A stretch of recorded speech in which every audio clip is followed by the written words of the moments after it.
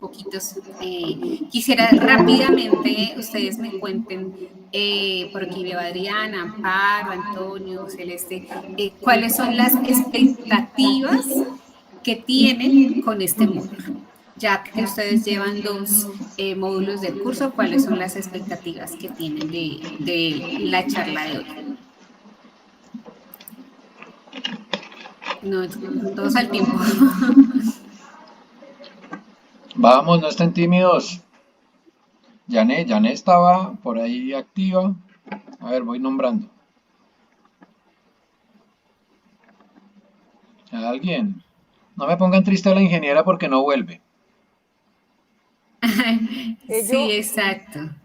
bueno, yo pensaría que la idea que se tiene con el curso hoy básicamente es como saber utilizar esas herramientas teóricas que hemos adquirido, que se han detectado dentro de los trabajos que nos han dado, que es la planificación, es detectar esos riesgos y esas situaciones que ponen en riesgo, digamos, nuevamente a los trabajadores y que podamos colocar eso en práctica ya como determinar qué medidas de control vamos a colocar para que esas eventualidades sean subsanadas y no ocurran esos accidentes. Entonces, es como la práctica, es como saber llevar a la práctica toda esa teoría. Ok, perfecto. Bueno, a ti muchas gracias por tu intervención. Entonces, bueno, espero, digamos, que en el ejercicio que pues vamos a hacer hoy podamos entonces cubrir esas expectativas. Lo que tenemos previsto para hoy dentro del módulo de implementación es hacer, digamos que un recorrido por los diferentes elementos pues, que hacen parte de la implementación, como ustedes lo ven ahí, inicialmente la gestión de los peligros a través pues, de la jerarquía de controles, ya también les había comentado Jaime, pues dentro de esa gestión de peligros y riesgos, el componente que tiene que ver con las evaluaciones médicas ocupacionales, ¿cierto? Que es súper clave para poder, digamos, conocer a qué nos estamos enfrentando, cuáles son las condiciones de salud de nuestros trabajadores y pues qué tenemos que gestionar en la organización.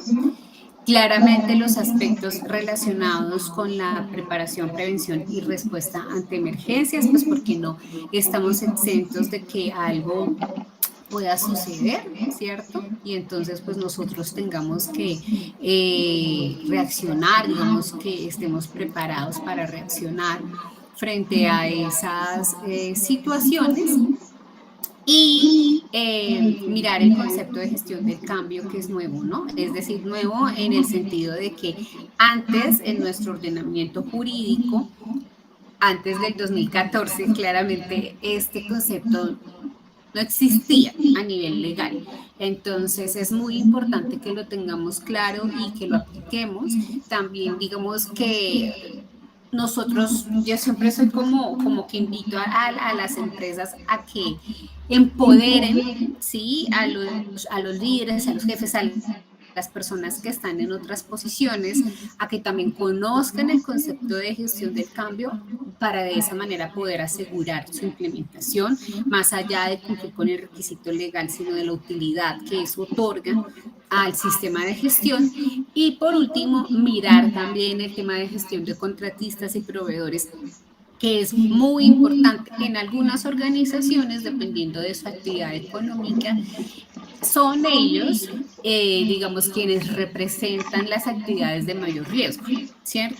Además, porque nosotros trabajando de forma colaborativa con las partes interesadas, debemos pues asegurar el cumplimiento de esto y pues lo que en últimas buscamos, ¿cierto? Que es el bienestar de nuestros trabajadores, independientemente de que sean directos, de repente estén por prestación de servicios, estén en nuestra empresa a través de algún proveedor o contratista o vengan ocasionalmente a prestarnos algún bien o algún servicio, ¿sí? Entonces, Eso es fundamental. Así también, pues, como los proveedores que son críticos como tal para el sistema, ¿cierto? La IPS que nos hace las evaluaciones médicas, las personas que nos hacen los cursos, quienes nos proveen los elementos de protección personal y los temas, pues, de emergencias, ¿sí? Eso es lo que vamos a ver hoy. Recordar, si ustedes van y miran los porcentajes asignados a cada una de las etapas de planear, hacer, verificar y actuar. En la resolución 312 del 2019, el porcentaje, digamos, asignado a la implementación es el 60%. Entonces, todas las etapas del ciclo del sistema son importantes, ¿cierto? Lo que ustedes vieron en los módulos anteriores, obviamente la planeación es fundamental porque yo necesito saber, yo siempre digo, ¿a qué me estoy enfrentando? ¿Qué es lo que tengo que gestionar? Y de ahí el resultado que ustedes obtuvieron, por lo que lo oía Jaime, pues de su matriz de peligros y riesgos, ¿cierto? Si yo no hago eso bien, ¿cierto? Si no hago una buena planeación, seguramente pues mi implementación me va a quedar coja, porque entonces no voy a estar haciendo lo que necesito hacer para gestionar los peligros y riesgos de mi organización. Pero como les comento, fíjense que el porcentaje que se le asigna en los estándares mínimos de implementación es del 60%, porque es fundamental. Tampoco me sirve de nada hacer una buena planeación, tener unos documentos súper bonitos, unos programas muy bien montados, ¿sí? Si yo finalmente, pues eso no lo implemento, tengo que asegurar los recursos para poder hacer la implementación y asegurar la implementación, ¿cierto? Esa es la importancia, porque ahí es donde nosotros ejecutamos las acciones para prevenir que se sucedan los accidentes y las enfermedades y claramente en caso de que tengamos algún incidente, pues responder efectivamente a esa emergencia, ¿sí? Eso, digamos, para que nos llevemos ese mensaje, así como obviamente lo que ustedes van a ver en los otros módulos de verificación y acción es igualmente importante, ¿no? La verificación para saber cómo voy, ¿no? Entonces necesito ir monitoreando cómo va mi desempeño, pues para poder saber si voy bien, puedo hacer algo mejor, tengo que corregir algo y por último, pues hacer las acciones que nos competen. Entonces, pues bueno, bienvenidos a este módulo, como les digo, espero que sea de utilidad y pues bueno, en relación a las preguntas, Jaime, no importa, yo pienso que podríamos irlas haciendo en la medida en la que se presenten. Sí, si tú me ayudas ahí de pronto a monitorear si alguien levanta la mano o alguien escribe en el chat, por lo que voy a estar pues mirando la presentación, ¿vale? Si les parece. Súper. Vale, perfecto. Listo, entonces vamos a arrancar mirando lo que tiene que ver inicialmente con la jerarquía de controles. ¿Listo? Entonces, cuando ustedes hicieron su matriz de peligros, ¿cierto? Allá proponían unos controles y esas acciones se clasificaban acorde a una importancia. ¿Qué sabemos sobre la jerarquía de controles o qué recuerdan ustedes de lo que ponían allá en su matriz? Nada, ninguno.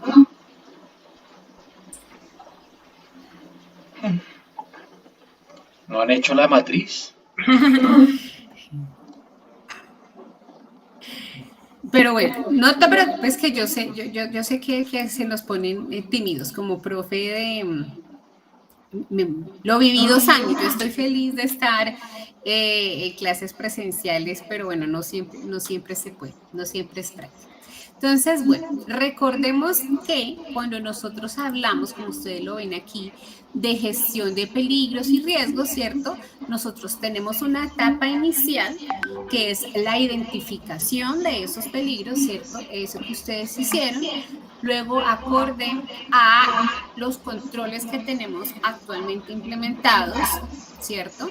Y digamos, qué tan impactante puede llegar a ser ese peligro. Si se materializa, hacemos una valoración y acorde, pues claramente a esa valoración, a nuestro mejor entendimiento del peligro, a los recursos de los que dispongamos, digamos, como de las herramientas que podamos tener, proponemos unas medidas de intervención que las hacemos acorde a la jerarquía de controles. Esa jerarquía de controles está establecida por legislación, ¿no? El decreto 1072 del 2015, en su artículo 224615, ahí en adelante nos habla, ¿cierto?, de la identificación de peligros y nos habla de la medida de controles. Para quienes trabajan también de pronto con norma ISO, ¿sí? La ISO 45001, que es la norma ISO para el sistema de gestión de seguridad y salud en el trabajo, también la norma nos habla acerca de jerarquía de controles, ¿cierto? Entonces nosotros tenemos estos 5 elementos, digamos, estos 5 niveles de jerarquización. Por un lado me va a pasar y ahorita me devuelvo, es que me gusta esto que tenemos por acá, ¿no? Entonces tenemos la eliminación, la sustitución, los controles de ingeniería, la señalización, advertencia, los controles administrativos y por último los elementos de protección personal. Entonces, como vemos aquí, ¿cierto? Por eso dice, ay, para que puedan ver todos, ustedes me dicen si están viendo ahí toda la, por eso es que a la izquierda me dice situación actual y la situación deseada, es decir, ¿a qué nos invita esta jerarquía? Que nosotros siempre que vayamos a definir controles para gestionar los peligros y riesgos, debemos pues propender, ¿cierto? Inicialmente a que ellos sean de eliminación, ¿no? Entonces, eliminación hace referencia a eliminar el peligro. Claramente, eliminar en la práctica, digamos que tenemos que reconocer que puede llegar a ser lo más difícil de hacer, ¿sí? Porque eliminar el peligro hace referencia, tal cual como ustedes lo ven ahí, en qué consiste, a suprimir el peligro, ¿sí? Eso significaría en muchas situaciones dejar de hacer la actividad, ¿sí? Claramente yo seguramente no la puedo dejar de hacer, ¿sí? Si yo tengo que, no sé, ingresar a un tanque para lavarlo, pues yo no puedo dejar de ingresar al tanque porque me toca lavarlo cada cierto tiempo, ¿cierto? Dependiendo si lo uso para producción, para agua potable. Entonces, la medida, digamos que más común que pasa es, claro, eliminar sería dejar de hacer la actividad. Como eso no es práctico, ¿cierto? Yo no puedo dejar de lavar el tanque, yo no puedo dejar de trasladarme a X sitio, yo no puedo dejar de hacer X cosa. Entonces empezamos a pensar en otras maneras de poder eliminar el peligro sin dejar de hacer la actividad, ¿no? Como el ejemplo que aparece ahí, que es de hecho un ejemplo real que yo conozco en una empresa que yo asesoro, ¿sí? En un área de almacenamiento, actualmente pues ya sabemos que nuestra legislación cambió y entendemos que desde agosto la legislación en Colombia nos habla de 2 metros como la altura de referencia para hablar de peligro de caídas, ¿no? Pero manejémoslo así, ¿cierto? Entonces yo tengo unos elementos en una altura, ¿cierto? Entonces yo podría, como me dice ahí, redistribuir, ¿cierto? Los elementos, los materiales, las cajas que estas personas tienen que alcanzar para poder eliminar el peligro, ¿sí? También conozco, por ejemplo, el caso de personas que tenían que subirse a unas torres o a unas estructuras para poder simplemente tomar unas fotos de unos equipos, ¿sí? Para saber cómo estaban los equipos y verificar los códigos de los equipos y demás. Actualmente, esa empresa, por ejemplo, está utilizando drones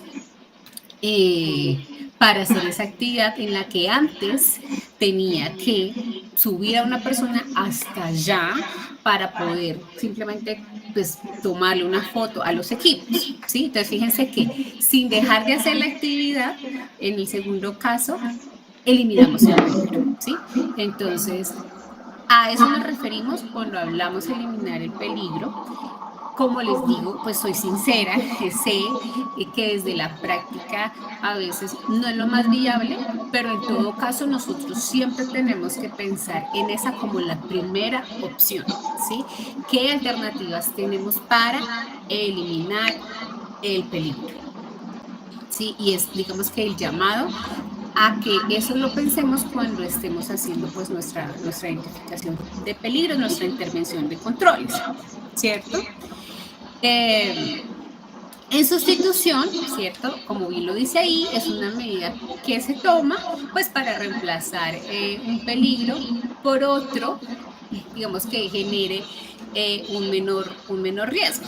Y nos pasa mucho, ¿sí? Nos pasa mucho en uso de sustancias químicas, como aparece acá, ¿cierto? En donde nos dice, voy a hacer más grandecito, en donde nos dice un trabajador para realizar sus labores, ¿cierto? Utiliza aceites para lavar sus manos. Entonces podemos reemplazar eso por otra sustancia que sea menos riesgosa. En la práctica también lo he visto, conocí alguna vez una empresa que ellos, de hecho era una empresa grande, conocida, de fabricación de elementos de protección personal.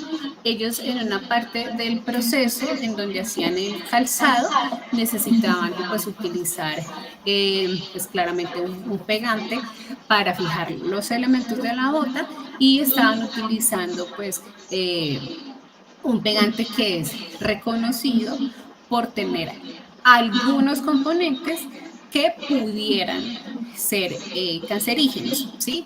Aunque ellos en sus estudios higiénicos, digamos que no tenían presencia de esas sustancias en el ambiente, ¿sí? Eso les daba riesgo muy bajo.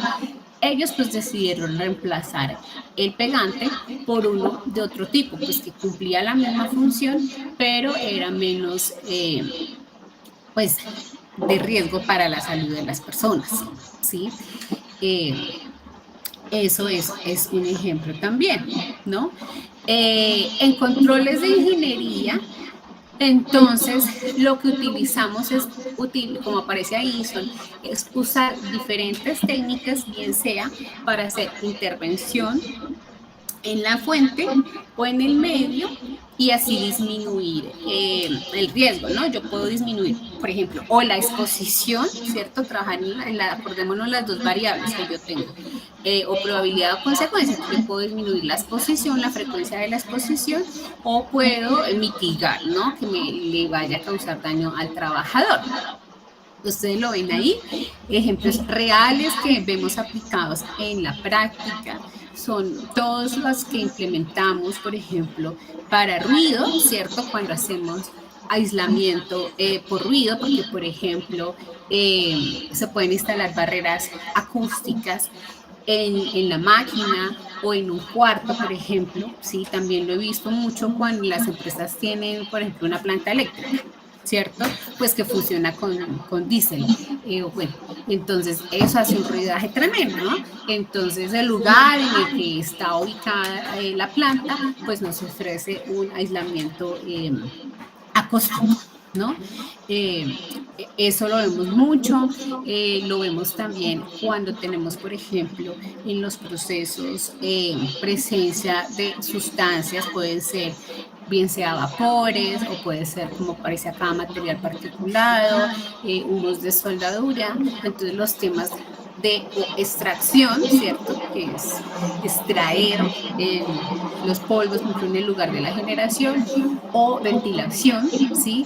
En COVID, fíjense que en COVID desafortunadamente nos demoramos mucho en aprender eso y todavía desafortunadamente es así, ¿no? Que pareciera que no hubiera conciencia de la importancia de la ventilación. En COVID ya lo tenemos súper claro. El virus, ¿cierto? Son unas partículas que quedan suspendidas en el aire y por eso la mejor medida de control del virus es la ventilación, ¿sí? En algo tan sencillo como garantizar, por ejemplo, ventilación cruzada, natural, por ejemplo, de una puerta y una ventana. Sé que, de hecho, por ahí me pasó, no es tan práctico, ¿no? En algunos lugares porque hace mucho calor, entonces tenemos el aire acondicionado, entonces con el aire no podemos tener ventanas y puertas abiertas, o acá, por ejemplo, si hay una empresa no, pues que hace demasiado frío y entonces al contrario nos hemos enfermado del frío tan horrible que hace, pero bueno, ahí es donde nosotros y también apoyarnos, por ejemplo, de los higienistas, es decir, de las personas que hacen estudios sobre agentes, si nos valoran los agentes, si nos dicen qué medidas podemos tomar, pues para hacer lo mejor que podamos hacer, ¿no? Pero pues un ejemplo de ventilación básico es ese tema de code, ¿no? En controles de ingeniería, pues nosotros también encontramos, por ejemplo, en todo el tema de izaje de cargas o de traslado, ¿cierto? Algo tan sencillo como una carretilla, por ejemplo. Y ya empiezan pues los elevadores y ya los demás, digamos que elementos acorde pues al peso que nosotros estemos manejando, ¿sí? Entonces ahí encontramos también muchas medidas que podemos implementar, como le decimos, bien sea para reducir la exposición o para reducir pues la probabilidad obviamente de que se suceda un evento o de reducir los efectos, ¿sí? Los controles administrativos, pues ahí es donde aparecen entonces muchas de las cosas que nosotros hacemos, ¿cierto? Ustedes ven ahí la definición y los ejemplos. Entonces son todas esas medidas que nosotros hacemos también para hacer control del riesgo, pero que sean más o de manejo del personal, y también ahí aparece todo el tema, por ejemplo, de políticas, de procedimientos, de controles un poco más, digamos, documentales, ¿sí? Entonces, temas como la rotación del personal, ¿sí? Cambios en la duración o tipo de la jornada de trabajo, también son controles administrativos.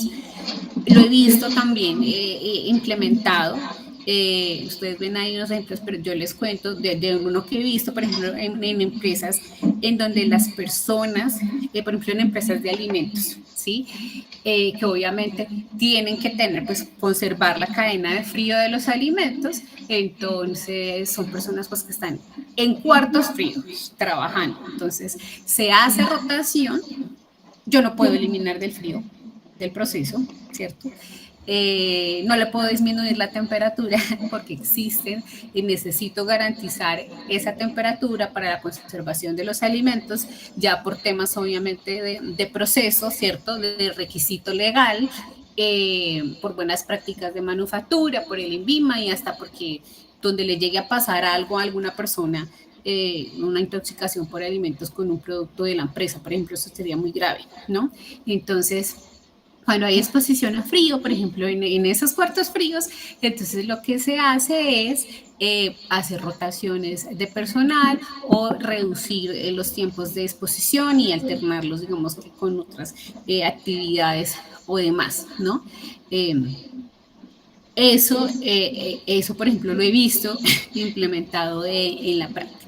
Y los otros que son muy, digamos que son como más comunes, estamos más familiarizados con ellos, como la señalización, las señales de advertencia, la demarcación de zonas, ¿no? Entonces, el tema, por ejemplo, del uso de las escaleras, de las rutas de evacuación, de utilice sus elementos de protección personal, no haga uso del celular, ese tipo de cosas, ¿no? Y vienen también ya, entonces, todos los procedimientos de trabajo seguro, claramente cuando tengamos tareas de alto riesgo, por ejemplo, trabajo en alturas, trabajo en espacios confinados, trabajos con electricidad, allá seguramente vamos a tener unas listas de chequeo, ¿cierto? Y unos permisos de trabajo para poder llevar a cabo esas actividades.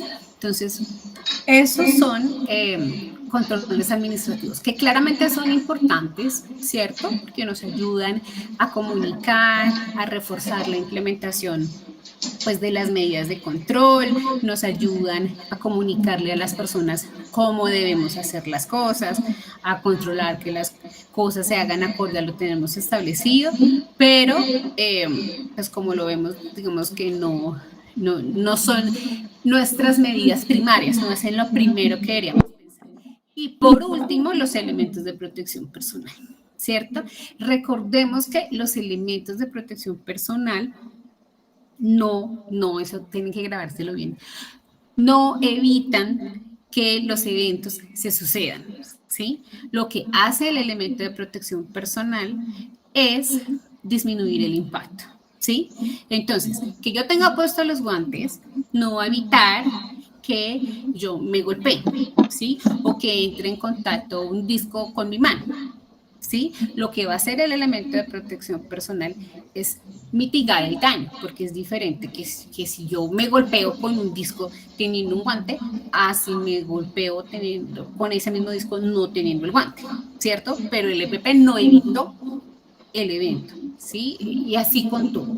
Si yo tengo unas monogafas, estoy trabajando con químicos, entonces claro, las gafas me protegen que de repente me vaya a caer un químico o si es una partícula directamente en los ojos. Pero igual el evento se sucedió. En la caída, cuando hay una caída, el arnés, ¿cierto? Bueno, todo el conjunto de elementos de protección contra caídas, de repente lo que hacen es que yo quede allá suspendido, esa es su función, pero no evitó la caída, o caí en una red, pero no evitó la caída. Entonces, eso lo tenemos que tener muy presente como prevencionistas, porque ¿qué es lo que pasa? Pasa lo que nos está mostrando esta figura, ¿sí? Que desafortunadamente la gran mayoría de los controles que nosotros tenemos establecidos en nuestras empresas están allá abajo. La gran mayoría son o controles administrativos o elementos de protección personal. Y entonces nos sentimos tranquilos, llenando a los trabajadores de elementos de protección personal. Sí, son importantes, pero nuevamente no me evitan que me suceda el evento, ¿sí? Entonces, por eso nosotros debemos trabajar, migrar, pensar. Ahora, nosotros no tenemos por qué trabajar solos como prevencionistas, ¿sí? Cuando nosotros hagamos ese ejercicio de identificación de peligros y definición de controles, por eso la misma norma nos dice, involucre a los trabajadores. Y yo debo involucrar, pues, a las personas de las áreas, al de mantenimiento, al de producción, ¿sí? Hasta el comercial, ¿sí? De hecho, me pasó en una empresa, el comercial, por ahorrarse una noche de hotel, entonces él me ponía a la gente, o termina y sale, digamos, de regreso para Bogotá, o se va muy temprano y llega a trabajar. Entonces nosotros decíamos, no, eso es un riesgo para que pueda suceder algo, porque no contempla una noche más, pues dentro del costo, obviamente todo el cuento, ¿no? Que eso implica ya que no, que somos menos competitivos, pero ese es el tema de trabajar con ellos, ¿sí? El de transporte, ¿sí? El de recursos humanos. Entonces también es, digamos, como aprovechar el conocimiento que ellos tienen, pues de lo que ellos saben, cada uno es experto en lo suyo, pero adicionalmente el conocimiento que ellos tienen de la empresa, de las posibilidades que tenemos, ¿sí? Sobre lo que se puede hacer o no, sobre lo que podemos hacer un esfuerzo adicional o no, para tratar de, digamos, invertir la pirámide en el sentido de que, como les digo, como la mejor calidad, por decirlo así, de los controles están en la parte alta, en las barreras duras, ¿cierto? Que son el eliminar, el sustituir, y los controles de ingeniería son los controles más eficaces para reducir el riesgo, ¿sí? Entonces tratemos, pues, hacer una invitación a que hagamos un esfuerzo, que cuando miremos esas medidas siempre propendamos por darle prioridad a eso, ¿sí? Y pues por último, claramente, las barreras planas. Digamos, es no decir cómo hacer el ejercicio, si ya hice esto y ya, y entonces pues, no sé, como que me quedo tranquilo. Sí, un poco la invitación es a hacer un ejercicio a conciencia, participativo, con los trabajadores, con las otras personas que intervienen en el proceso, buscando que nuestra jerarquía de controles en la organización sea la de la situación deseada, que a veces no es fácil, que no es práctico, que pasa mucho, por ejemplo, en las empresas que son muchos temas administrativos, ¿sí? Que es trabajo de oficina y de pronto por ahí salir a la calle a hacer algo y ya. Entonces, como que uno dice, no, pero yo aquí, ¿qué hago de eliminación? ¿Qué hago de sustitución? No me aplican controles de ingeniería, ¿sí? Pero no importa, o sea, siempre que definamos un control, pensemos en eso, ¿sí? Ahí ya para no extenderme más, un poco eso era el mensaje, ¿sí? Entonces, teniendo eso en mente, vamos a ir a mirar entonces cada uno pues, de los temas que tenemos previstos. Inicialmente el tema de evaluaciones médicas ocupacionales. Las evaluaciones médicas son súper importantes, ¿sí? Más que cumplir un requisito legal que lleva muchos años establecido en Colombia, es pensar cuál es la utilidad, digamos, que nos aportan las evaluaciones médicas a nuestro sistema de gestión, ¿cierto? Como lo vemos ahí, pues las evaluaciones médicas son fundamentales para tener un diagnóstico de las condiciones de salud de mi población trabajadora. O sea, es para que yo pueda tener como una foto de cómo está mi población trabajadora, ¿cierto? Con el fin, claramente, de implementar medidas de prevención de enfermedades laborales, ¿cierto? Lo primero pues, que hacemos en medicina del trabajo, pero también acciones de promoción y prevención de la salud, porque en últimas acuérdense que lo que buscamos es el bienestar integral de los trabajadores. Entonces, de ahí, digamos que la importancia, ¿cierto?, de tener presente lo que ya sabemos, claro. Por legislación, estamos obligados a hacer las evaluaciones médicas ocupacionales. Como dice ahí, deben ser específicas de acuerdo a los peligros y riesgos a los que están expuestos nuestros trabajadores. Por eso es importante que nosotros pues, nos aseguremos que, bueno, como le hemos llamado, el profesiograma, ¿cierto? Nos defina qué tipos de exámenes vamos a aplicar y con qué frecuencia, ¿cierto? Cuando hablo de tipo de exámenes, es ahí necesariamente cada uno a lo suyo. Bueno, yo soy ingeniera, ¿cierto? Entonces, pues yo digo, no, nosotros como ingenieros tenemos idea, pero no sabemos de eso. ¿Sí? Cada quien a lo suyo. Entonces ahí es donde los profesionales de la salud, normalmente pues eso en cabeza de un médico ocupacional, también ahí trabaja mucho el tema, por ejemplo, y ya las enfermeras, los otros profesionales de la salud, pero el médico define qué tipo de exámenes. Obviamente, si estoy expuesto a ruido, si tengo gente expuesta a ruido, voy a necesitar unas evaluaciones de audición, ¿cierto? Si las personas están expuestas a material particulado, seguramente unos temas de función pulmonar, como lo son la espirometría, ese tipo de cosas. Cuando están expuestos a químicos, entonces les hacen también, les definen unas pruebas que normalmente son en orina, a veces otras en sangre, ¿cierto? Para alturas, eso también está muy definido, para espacios confinados también. Entonces, la invitación es esa, ¿sí? Ahí apoyémonos, si tenemos la posibilidad de apoyarnos en la ARL, a veces la ARL no siempre nos dan ese recurso, entonces en la IPS, ¿sí? En el proveedor de evaluaciones médicas ocupacionales, para definir cuáles son las evaluaciones que debemos practicar acorde a los peligros y riesgos. Por eso es que le tenemos que entregar la matriz, dar a conocer nuestra matriz de peligros a los profesionales de la salud, ¿no? Para definir muy bien qué exámenes y con qué frecuencia, ¿cierto? Porque como hacemos unas de ingreso, la legislación la llama de preingreso, ¿cierto? Antes de que el trabajador entre a la empresa, debemos hacer unas periódicas. pero a mí la legislación no me dice qué periodicidad, a excepción de alturas, a mí la legislación no me dice la periodicidad la define la organización, como les digo, de la mano de un médico, ¿sí? Que es lo más conveniente, sí, lo más conveniente es hacerlo cada 6 meses, cada año, cada 2 años, no sé. El médico en su mejor conocimiento del tema y entendimiento de nuestros peligros y riesgos no lo dirá, ¿cierto? Los exámenes médicos de retiro son importantes también, ¿cierto? Para que nosotros, pues tanto nosotros como el trabajador, puedan tener simplemente, digamos, un diagnóstico de las condiciones de salud en las que el trabajador se retira de la empresa.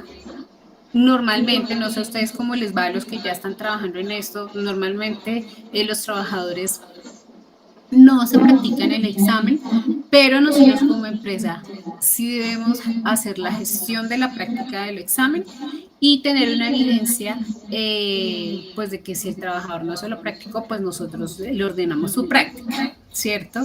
Que normalmente pues es la carta en la que se remite al trabajador a que se practique sus exámenes. Y hay otros tipos de exámenes, ¿cierto?, que aparecen aquí y que son necesarios. Eso va a depender de las condiciones de la empresa. Por ejemplo, las evaluaciones médicas post-incapacidad, ¿cierto? Es después de que se ha presentado una incapacidad muy larga. Ahí nuevamente la legislación no me dice nada, no hay un criterio establecido. Luego el asesor médico o la IPS nos dirá. Yo desde mi práctica les puedo decir que he visto tiempos establecidos de 30 o de 45 días, pero eso no es una regla, o sea, eso nos lo dirá el médico. Además que en la realidad, lo que nos dice la lógica, eso va a depender de el problema de salud que haya tenido la persona, ¿sí? Y pues los peligros y riesgos a los que la persona esté expuesta, ¿cierto? Si es una persona, pues se me ocurre a mí, que trabaja en un almacén, ¿sí? Es decir, que está todo el tiempo movilizando cargas, así no sean grandes, es decir, así sean de 5 kilos o algo así, pero tuvo un problema de un lumbago, por ya, no sé, así no sea por el trabajo, así sea por allá al fin de semana jugando fútbol, tiene un problema en la rodilla, tiene un problema en el hombro, tiene un problema en la espalda, claramente, así la incapacidad sea, no sé, 15 días, lo más conveniente sería evaluar a esa persona, solo con el fin de que el médico nos diga cómo está y sobre todo porque en esas posincapacidades normalmente lo que pasa es que mandan unas recomendaciones, ¿sí? Para el trabajador y para la empresa y nosotros pues las debemos asegurar. Entonces esos tiempos nuevamente hay mis recomendaciones, contemplen, o sea, contemplen las evaluaciones posincapacidad en su sistema y ya los criterios para practicarla pues de la mano del mismo asesor médico, de quien les ayude a definir el tema de los exámenes médicos, mírenlo, pero asegúrenlo, ¿sí? Y claramente pues las otras evaluaciones que necesitamos llevar a cabo pues por el desarrollo de los sistemas de vigilancia epidemiológica, ¿sí? Que son pues los tipos de evaluaciones que normalmente he practicado. Ahí me adelanté a esto. Fíjense que de hecho pues la legislación, ¿cierto? Es nace por allá en la 2346, nos dice el empleador deberá ordenar la realización de otro tipo de evaluaciones, ¿sí? Ya otras situaciones particulares como aparecen aquí, por ejemplo, reintegro, ¿sí? Las personas que están en un caso médico porque, por ejemplo, están reubicadas temporal o definitivamente, que tienen una enfermedad laboral en estudio o diagnosticada. Entonces, ahí seguramente también voy a tener que hacer otro tipo de evaluaciones, ya dependiendo de cada caso, ¿sí? Entonces, de ahí la importancia, nuevamente, pues, de que tengamos ahí nuestro asesor médico. Obviamente no es práctico ni posible para muchas, yo diría para la mayoría de las empresas, pues tener un médico de base. Son muy pocas las empresas que lo tienen porque lo necesitan y bueno, se justifica y tienen los recursos para eso. Pero sí, de repente a través del asesor médico de la ARL, si lo tenemos, o de la IPS, hacer como esa relación ganadora con ese proveedor, ¿sí? Entonces, tener en cuenta nuevamente que la importancia de evaluaciones médicas, más allá de cumplir con el requisito legal, es que podamos obtener nuestro diagnóstico de condiciones de salud, ¿sí? Acordémonos que por el artículo 18 de la resolución 2346 del 2007, quien practique las evaluaciones médicas ocupacionales, es decir, sea un médico, sea una IPS, tiene la obligación de entregarnos un informe diagnóstico de condiciones de salud. Y ahí se establece muy bien la información que nos tienen que entregar, porque esa información es información para la toma de decisiones, ¿sí? Es decir, de lo que nosotros tengamos que hacer. Por ejemplo, si no hemos definido programas de vigilancia epidemiológica, ¿cuáles tengo que hacer? ¿Sí? Si yo ya los tengo en marcha, pues eso me sirve para evaluarlos, ¿cierto? Para saber cómo voy, de pronto, qué mejoras les tengo que hacer. Y también por los temas de promoción y prevención de la salud, ¿cierto? A mí una vez un gerente me decía, ay, no, es que entonces yo no soy una IPS. Entonces, sí, pues yo le entendía su frustración un poquito, él como ingeniero, pero también es nosotros porque en la empresa pues nunca se había hecho eso. Entonces, como vendemos, digamos, la idea, ¿no? Entonces es el lugar de trabajo, pues que es el lugar en el que las personas permanecen mayor parte del tiempo y como nosotros, pues a través de nuestros programas, ¿cierto?, de promoción de la salud, podemos ayudar a promover esos hábitos de vida saludable, ¿sí? Obviamente ya será responsabilidad del trabajador el seguimiento que haga con su IPS y las medidas que implemente, pero que nosotros lo podamos identificar y promover esos buenos hábitos, ¿sí? Entonces, para eso necesitamos información. La información sale de las evaluaciones médicas y está en el diagnóstico de condiciones de salud, ¿sí? Entonces, mucho ojo con eso, porque no me vuelve a pasar, me pasaba con frecuencia, o de hecho, por ejemplo, la semana pasada, esta semana, me escribía a alguien el lunes, ay, ingeniera, lo que se acaba de decir, el artículo 18 de la resolución 2346. Ay, ¿cuál es el artículo de lo del diagnóstico? Porque es que mi proveedor no me quiere entregar el diagnóstico de condiciones de salud. Él acaba de entrar allá a esta empresa, aquí no hay diagnóstico, se lo pido al proveedor y se me hace loco, me dice que no me tiene por qué entregar eso, que él me lo hace pero me cobra. Entonces, no, ¿cómo así? Usted tiene la obligación de entregarme el diagnóstico, aquí lo dice, ¿sí? Y acostumbrémonos también, lo mismo, no hay algo que me diga la frecuencia, pero la recomendación es, pues yo lo digo desde mi experiencia, ¿no? Ustedes averigüenlo con su asesor médico, pero por lo menos anualmente,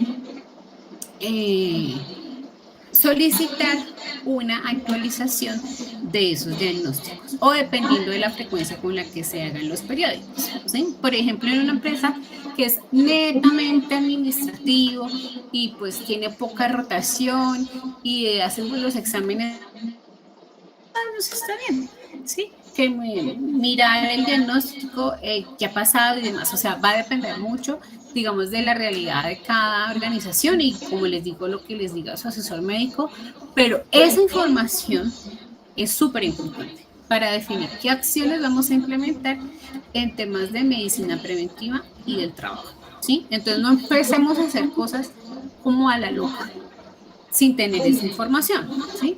Eso es como uno empezar a tomar medicamentos o hacer cosas sin haber ido al médico y sin que le hagan un diagnóstico, ¿sí? Entonces, la invitación es eso, en relación pues al tema de las evaluaciones médicas ocupacionales. No sé si ahí en relación a ese tema de las evaluaciones médicas hay alguna pregunta.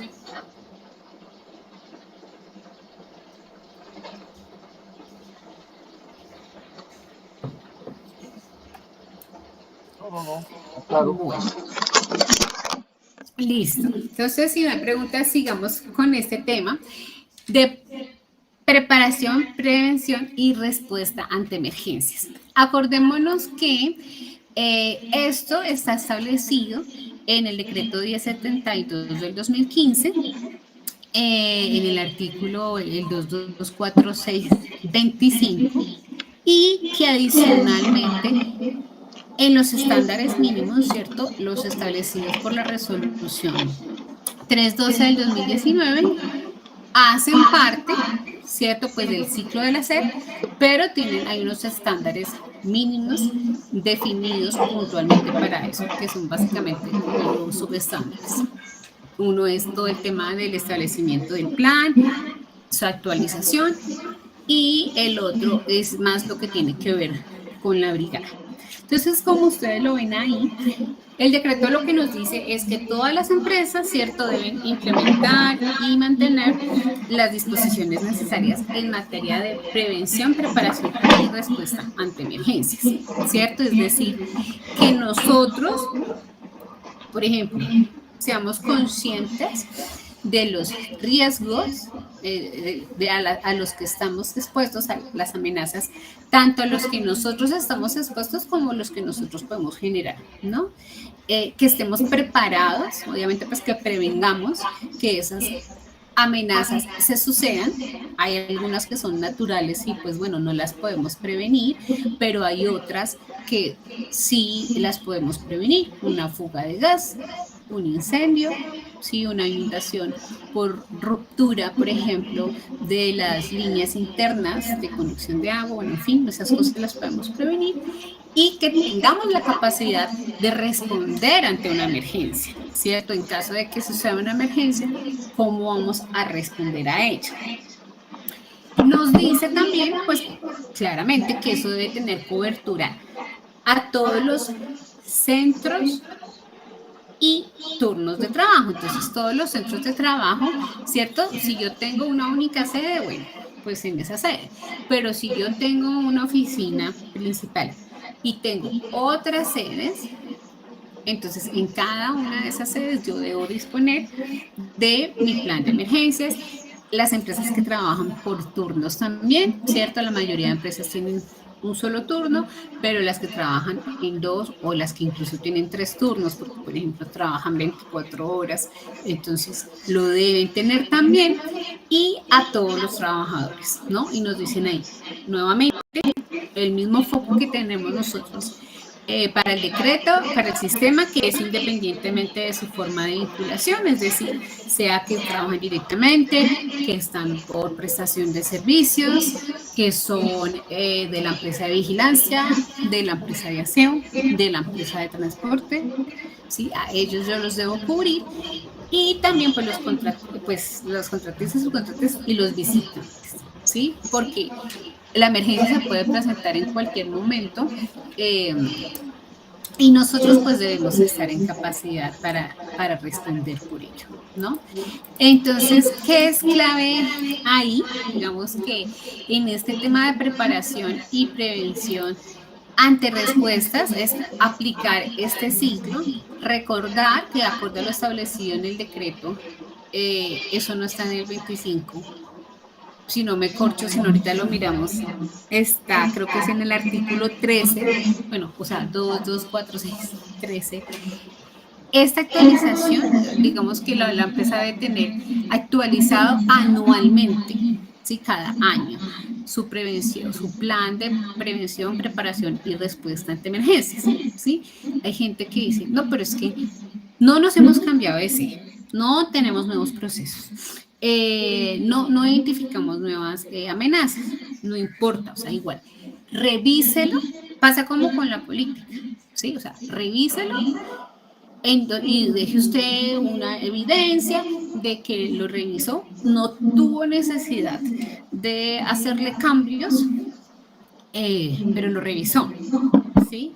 Entonces, eso para que lo tengan presente, pues también en sus planes de trabajo anual, por ejemplo, para que no se me escape que tengo que revisar anualmente el plan. Entonces, aplicamos, digamos que estos cuatro pasos, ¿cierto? Lo primero es identificar todas las amenazas a las cuales nosotros podemos estar expuestos, tanto de origen natural, ¿cierto?, como de origen antrópico, es decir, causadas por los mismos procesos de la organización, y por último, también los de origen social, ¿no? Sobre todo, pues, en nuestro país, que a veces, pues, en algunas zonas, dependiendo de la ubicación de la empresa, podemos estar expuestos, pues, a amenazas de tipo social, por ejemplo, simplemente por movilizaciones, o en zonas de orden público difícil, pues podemos tener otro tipo de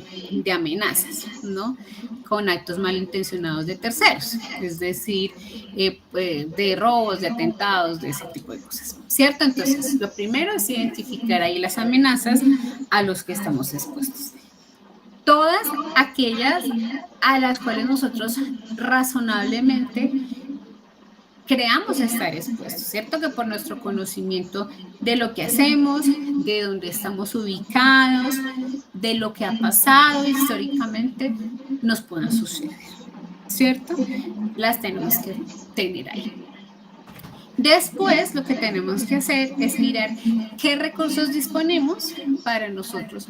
Tenemos que gestionar, o sea, tanto prevenir como responder a ese tipo de amenazas, ¿cierto? Por eso nos hablan ahí de recursos disponibles y medidas de control, claramente. Tanto en el tema de equipos, como aparecen acá, los extintores, las camillas, los botiquines, por ejemplo, los sensores de humo, los sprinklers, ¿cierto? Los rociadores, la red contra incendios, la alarma. Eso va a depender de cada uno. También no solo son los recursos técnicos, ¿no? También son los recursos humanos. Si nosotros tenemos personal entrenado, o sea, nuestra brigada para ese tipo de situaciones, también incluso, si no estoy mal, en la metodología yo iba a decir del IGE, bueno, ahorita les digo, del FOPA en Bogotá, nos hablan incluso, por ejemplo, de los seguros, ¿sí? O si nosotros tenemos algún tipo de área protegida, ese tipo de cosas, porque los recursos nos ayudan a reducir el nivel de riesgo, ¿sí? Que acordémonos que en emergencias eso le llamamos vulnerabilidad, por eso yo identifico la amenaza, qué tan posible es, qué tan probable es que se suceda, lo comparo contra los recursos que dispongo actualmente, realmente, no es los que quiero tener, voy a tener, tengo la intención de tener, sino los que tengo realmente, y de ahí me sale la vulnerabilidad, qué tan vulnerable soy frente a esa amenaza. Esto, al igual como lo hacemos nosotros con la matriz de peligros y riesgos, ¿cierto? La evaluación de riesgo nos ayuda a priorizar. Aquí el análisis de vulnerabilidad también nos ayuda a priorizar, ¿sí? Aquí le debemos, pues, digamos que, pues, prestar más atención, enfocar más recursos, ¿sí? Para, a partir de ahí, formular el plan de emergencia, ¿sí? Es decir, toda la planeación, los recursos, el tema, por ejemplo, de brigadas, de acciones que tenemos que implementar, y ahí aparece pues lo que conocemos, ¿cierto? Nosotros en nuestros procedimientos operativos normalizados. Entonces, ¿qué es importante tener en cuenta? Lo que ya decíamos, ahí recapitulando, mirar los tipos de emergencias que suceden, las naturales, las tecnológicas y las sociales. En Colombia, o sea, nosotros por legislación, así como para la identificación de peligros, no estamos obligados a usar un método en específico. Lo que pasa es que normalmente la mayoría de las empresas usan la GTC 45, ¿cierto? Pero hay empresas que tienen su propia metodología, por ejemplo, porque tienen una casa matriz en España, en Estados Unidos, en Europa, donde sea, que les define el método y ese es el que aplican. Lo mismo pasa en el tema de análisis de vulnerabilidad y emergencias. Por ley, nosotros no tenemos, no estamos obligados a usar una metodología, pero a excepción, conozco el caso de Bogotá, no sé otras ciudades, las, yo voy a decir las empresas, las instituciones del distrito, ¿cierto? Todas se guían a través pues, de la guía para la formulación del plan de emergencias de lo que antes conocíamos como IDIGER, que era el Instituto Distrital para la Gestión del Riesgo. Y ahora, o es al contrario, ¿no? Antes era el FOPAE, si me corriges ahí, Jaime, que yo estoy con los cables cruzados. Antes era el FOPAE, que era el Fondo de Prevención y Atención de Emergencias, y ahora es el IDIGER, ¿cierto? Así es. Entonces, seguramente la conocen, los que no la conocen, búsquenla, googleenla. La guía para la elaboración del plan de emergencias del IDIGER, el Instituto Distrital de la Gestión del Riesgo de Bogotá, es una guía muy práctica que nos dice paso a paso qué debemos hacer para identificar lo que acabamos de, ya lo vamos a ver cada uno, para la identificación de las amenazas. Nos entrega de hecho una herramienta para poder a partir de los diferentes recursos, tanto los técnicos como los humanos y los organizacionales, determinar la vulnerabilidad y por último pues formular el plan de emergencias, ¿sí? Entonces pueden usar la que ustedes estimen, lo importante es que nos permita llegar hasta una evaluación de la vulnerabilidad y pues bueno, les recomiendo que miren pues la guía del IDIGER. Es una muy buena guía, pues a menos como les digo que de pronto a nivel interno ustedes tengan, o sea, en su organización tengan establecida otra, o pues como les indico, para algunas empresas también pasa con este tema de emergencias, que desde su casa matriz les definan una metodología. Entonces, pues me toca utilizar la que me definen. Ya si se actualiza la legislación y nos dicen, no, es que usted tiene que usar este método, pasa en algunos países, por ejemplo en España pasa con lo de peligros, que usan en la metodología del INS, entonces pues soy libre de usar la que yo quiera, ¿sí? Eso por ese lado. Entonces, ¿qué tenemos que hacer? Digamos que en este tema seguir estos 9 pasos. Como lo vimos, pues primero obviamente tenemos que identificar las amenazas, ¿sí? Para poder valorar y evaluar los riesgos a los cuales estamos expuestos. Eso nos permite determinar la vulnerabilidad. A partir de ahí, entonces, definimos, o sea, diseñamos, implementamos esos procedimientos que nos ayuden pues, a prevenir o controlar las amenazas, asignar los recursos, ¿cierto? Porque puede ser que ya los tengamos, pero claramente necesitamos mantenerlos. O no los tenemos y necesitamos conseguirlos. Entonces, definir, o sea, identificar, cuantificar y conseguir esos recursos, ¿no? Claramente implementar pues las acciones para reducir la vulnerabilidad. Ya va a depender del sitio en el que nosotros nos encontremos, ¿no? Si somos vulnerables, no sé, a incendio, porque entonces resulta que tenemos una planta eléctrica con diésel y ahí vemos que de pronto puede haber un derrame porque no tenemos un dique de contención, pero al lado tenemos algo que podría encender y al lado tenemos una bodega de almacenamiento de archivos, ¿sí? Entonces, no, implementar las acciones que nos permiten reducir la vulnerabilidad. Es clave, obviamente, también en el quinto paso, pues mantener informados, capacitados y entrenados a todos los involucrados. Claramente, o sea, no solo la brigada, ellos son, digamos que un grupo de trabajadores especialmente entrenados para ese fin, pero pues no solo a la brigada, sino también informar a todos los trabajadores de las amenazas a las cuales estamos expuestos y qué acciones debemos tomar para eso. Eso normalmente lo hacemos en la inducción, ¿cierto? En algunos casos, el tiempo de la inducción puede quedarse corto para eso, entonces ahí ya cada uno determinará si en el programa de capacitación del año incluye temas, digamos, como para amenazas puntuales o de pronto algunas áreas, ¿sí? De pronto, por ejemplo, pues los del área comercial, que están todo el tiempo en la calle, ellos son más expuestos a un accidente de tránsito, entonces pues a ellos los puedo coger aparte para entrenarlos en eso, ¿cierto? O por ejemplo, en el área de producción, no sé, son más expuestos a que puedan tener un incidente por riesgo eléctrico, por ejemplo. Entonces, los puedo coger a ellos aparte, sí, pero asegurarnos que las personas conozcan, así como les enseñamos de los peligros, las amenazas a las que están expuestos y las acciones que deben hacer. Y por eso también lo de contratistas y visitantes, ¿sí?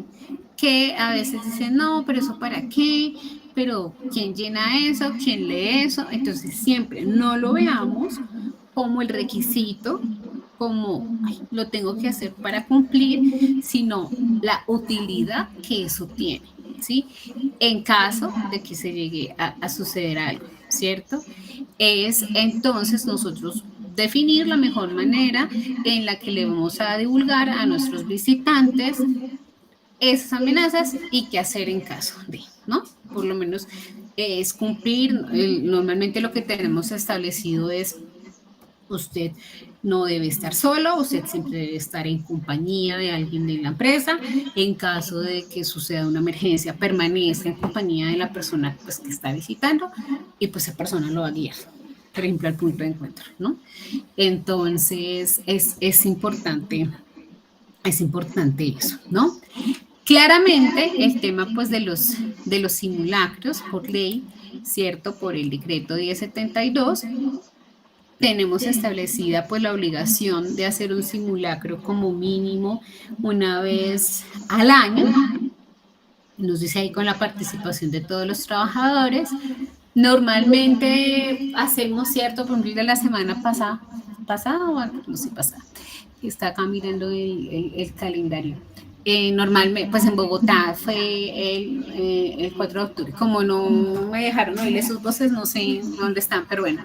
En Bogotá fue la semana pasada, el 4 de octubre. Normalmente participamos en ese, que es simulacro distrital de evacuación, pero pues no quiere decir que ese sea el único, ni que siempre tenga que ser evacuación, ¿cierto? Porque va a depender de las amenazas a los que nosotros estemos expuestos. Entonces podemos hacer otros simulacros dirigidos a otro tipo de emergencias, ¿sí?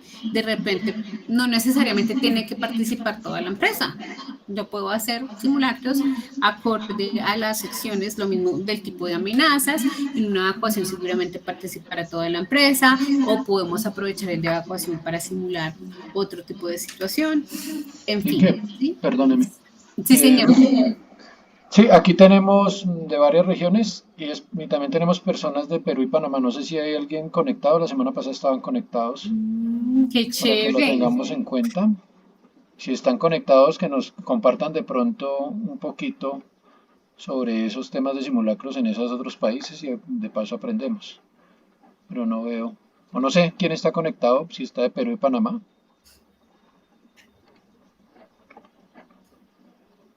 Ok, sí, Sí, yo estoy ok, cuéntanos. Ah, mira, Daira está aquí. Hola, Daira. ¿Qué tal? ¿Cuál era Bien. la pregunta? Que si, ¿cómo es el problema de los simulacros aquí?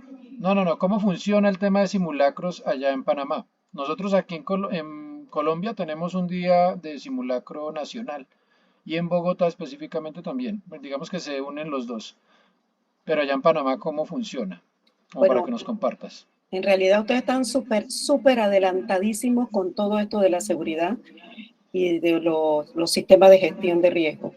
Nosotros en Panamá, los simulacros sí se hacen individualmente, por áreas, por edificios, por empresas, y se tiene que coordinar directamente con el cuerpo de bomberos, ¿no? Cada vez que vamos a planear un simulacro, nosotros tenemos que coordinar, hacer todo tipo de entrevistas, coordinar entre las diferentes empresas que están en el edificio, porque por lo general los simulacros se hacen en áreas grandes, por lo menos en la universidad, pues nosotros tenemos que ver con los diferentes facultades, con las diferentes secciones.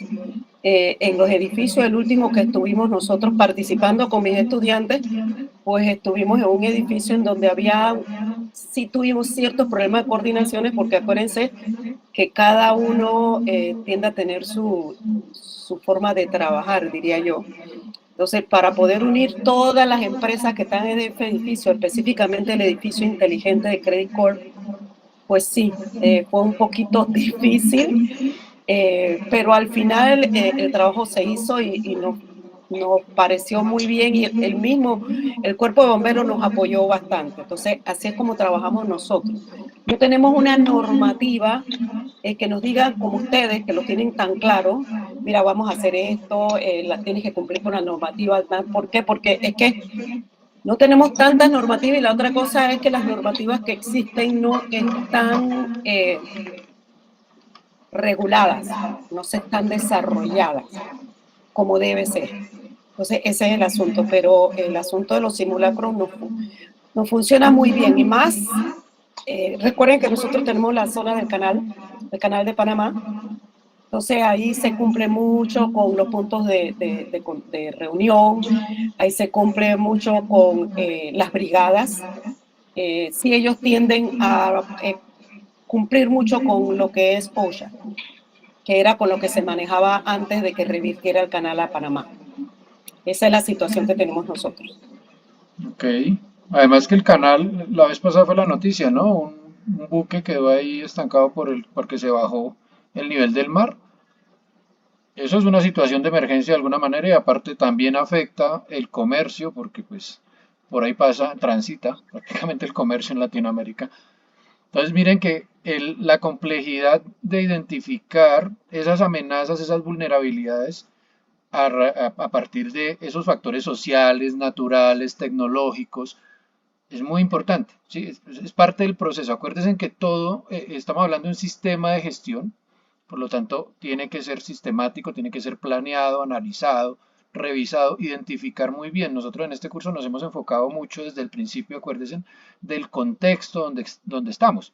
Entonces, hay muchas situaciones, hay muchas, yo lo decía, ingeniera Paola, en las anteriores sesiones, encontramos sistemas de gestión de papel, ¿sí? Encontramos ahí, este procedimiento, y le ponemos el logo y le ponemos el nombre de la empresa y ya, pero no vamos al contexto. Entonces, el contexto nos lo da el conocimiento que vamos adquiriendo, y conocer, digamos, de alguna manera esos riesgos que tenemos en nuestra zona. Entonces, Daira nos decía, en Credit Corp. Entonces, Daira, después de que termine este curso, va a empezar a analizar desde el contexto de Credit Corp, desde la universidad, cuáles son esos riesgos, y empezar a unir como todos esos, atar todos esos cabos para que pueda funcionar su sistema de gestión allá, o su plan de emergencias. Gracias por la intervención. Perdóneme, ingeniera, siga. No, gracias. Sí, además, súper enriquecedor, Daira, porque la verdad, digamos que las normas nos ayudan a definir qué tenemos que hacer, porque a veces no siempre tenemos la posibilidad de formarnos, de encontrar las mejores prácticas, pero si eso no se implementa, pues tampoco nos sirve de mucho. ¿Sí me entiendes? Es como las dos cosas. Puede ser, yo no tengo tanta reglamentación, pero si las cosas se hacen, se identifican las amenazas, se dispone de los recursos, se hacen los simulacros, y entonces se identifican qué debemos mejorar y hacemos las acciones de control. Pues al final, digo yo, eso es lo que importa, ¿no? Lo que pasa es que un poco, no sé, no sé si nosotros los latinos como que a veces nos tienen que obligar a hacer las cosas para hacerlas, ¿no? Pero gracias pues por lo que nos compartes. Y claramente es súper clave eso, digamos que el tema de los simulacros, como les digo, sí, nos dicen mínimo una vez al año, pero igual, siempre pensemos en no hacer esto por cumplir, sino en cuál es el valor agregado que eso le genera a mi sistema. Por eso el hecho de poder hacer más de uno, poder hacer unos simulacros que sean ajustados a las amenazas pues de la empresa, en los que no necesariamente tiene que estar todo el mundo, en fin. Y lo más sacarle provecho a eso, ¿no? Porque no me sirve nada si yo hago el simulacro, pero no analizo qué pasó, ¿cierto? Digamos, no evalúo cuál fue la respuesta durante el simulacro, qué cosas estuvieron bien y qué cosas se deben mejorar, por ejemplo, ¿sí? Y obviamente tomar pues las acciones de mejora en el sistema. Al final eso es lo más importante, claramente en el tema pues de los simulacros. ¿Sí? Y el tema pues de la brigada es clave, siempre tenemos que contar con personal entrenado para eso, ahí mirar pues digamos los temas que tienen que ver con la rotación, porque pues a veces nos pasa obviamente que si la gente rota y la brigada se me desbarata, pues me toca volverlos a conformar. Tener en cuenta que en Colombia, vengan y verán, yo les voy a buscar por acá, tenemos una resolución del año 2014 establecida para ese tema de brigadas. Ahorita se me escapa el número, pero ya la estoy buscando. No es, digamos, no es aplicable a todas las empresas, a todas las actividades económicas. Es la resolución 256 del 2014, ¿sí? Pero tener en cuenta, digamos, ir a mirar, ¿sí? Si mi empresa está obligada a conformar su brigada, eso es de la brigada contra incendios, acorde pues a lo que está establecido en la resolución 256 del 2014. Esto no es aplicable, ya se las puse ahí en el chat, a todas las empresas, sino aquellas empresas en donde ese riesgo, digamos, o esa amenaza es como más latente, ¿no? Por eso nos habla ahí del sector energético, industrial, petrolero, minero, portuario, comercial y similar, ¿sí? Entonces, eso tenerlo en cuenta ahí. También, por ejemplo, tener en cuenta, bueno, o bueno, no, sí, antes de que se me olvide, aunque creo que acá en el 9 podría decirlo, pero antes de que se me olvide, recordar que también, así como para brigada contra incendios, existe una reglamentación para unos sectores específicos que establecen, ustedes lo ven ahí, se los puse en el link, cierto que me establece, por ejemplo, los tiempos, si es una brigada básica, una brigada avanzada, que me lo debe capacitar bomberos y los tiempos pues, de entrenamiento. Y lo otro que les iba a decir es que tener en cuenta que también en Colombia, pues nosotros tenemos establecida una reglamentación para el plan de gestión del riesgo de desastres, ¿cierto? Que es también es una reglamentación del 2017, es el decreto 2157 del 2017, también ya se las voy a poner ahí, no aplica, pues lo mismo, no aplica para todas las actividades económicas, pero lo mismo. Entonces nosotros tenemos que ir a mirar si acorde a la actividad económica de mi empresa me aplica o no el tener un plan de gestión del riesgo de desastres. Yo como lo resumo, pues porque mi experticia no es emergencia, sí. Pero básicamente eso está en aquellas, por ejemplo, actividades económicas en donde la actividad de la empresa pueda generar pues efectos, un desastre en la comunidad. De hecho, nos dice, aplica para todas las entidades públicas o privadas encargadas de la prestación de servicios públicos, de los que prestan servicios públicos, quienes ejecuten obras civiles mayores o que desarrollen actividades industriales o de otro tipo que puedan significar riesgo de desastre para la sociedad. Por ejemplo, desafortunadamente, lo que pasó hace 2 semanas en Barranca Bermeja, no sé si vieron la noticia de la explosión de unos cilindros de gas en Barranca Bermeja, con personas lesionadas y con fatalidades también. No sé si vieron la noticia o ni idea de qué les estoy por ahí hablando. No me acuerdo. Pero bueno, les cuento, van a ser 2 semanas, exactamente hoy, hace 2 semanas, en un depósito de cilindros de GLP, bueno, en contexto porque ya que me aclaras que tenemos gente de otros países, en Colombia, digamos, existe claramente el gas natural domiciliario, ¿cierto? Que por tubería llega hasta tu casa, pero pues, o sea, hay zonas del país en las que todavía no existe gas natural domiciliario, ¿sí? Y es absurdo, pero pasa. O sea, porque por ser en o sea, yo entiendo eso en San Andrés es así. Bueno, en Colombia, pues obviamente en algunas zonas muy lejanas, no es posible, no hay redes de gas natural domiciliario, entonces la gente cocina con cilindros de GLP, ¿sí? Lo que me parece absurdo es que eso pase en el año 2022 en Barranca Bermeja, pero bueno.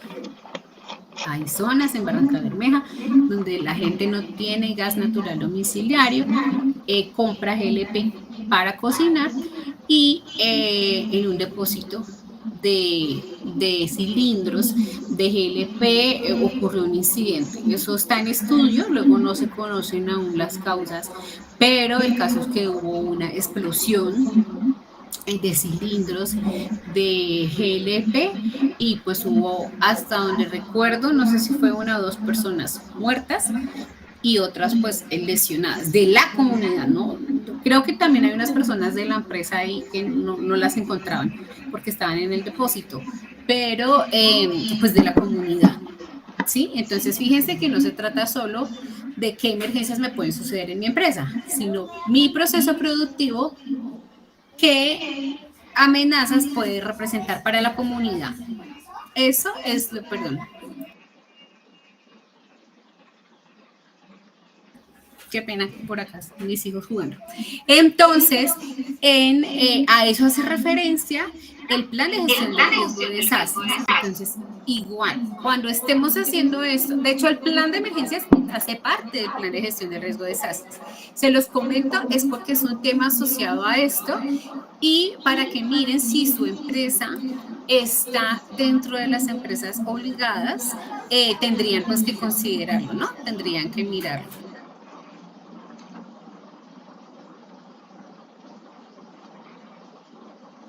Listo, ahí les dejé en el chat los 2 links. El link a la resolución 256 del 2014, que es la de brigadas contra incendios. Acuérdense, tampoco es en todas las actividades económicas, sino las que dicen ahí, donde lo he visto yo, pues bien, pues implementado por defecto que dicen me toca, pues en minería, en oil and gas, ¿cierto? Donde hay, por ejemplo, una batería de producción de crudo, en ese tipo pues de lugares, ¿cierto?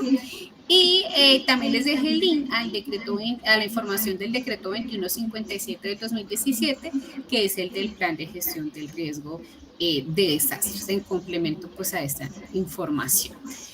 Ya estamos acá terminando este tema de emergencias. Entonces, por último, obviamente tenemos que inspeccionar con periodicidad, ¿cierto?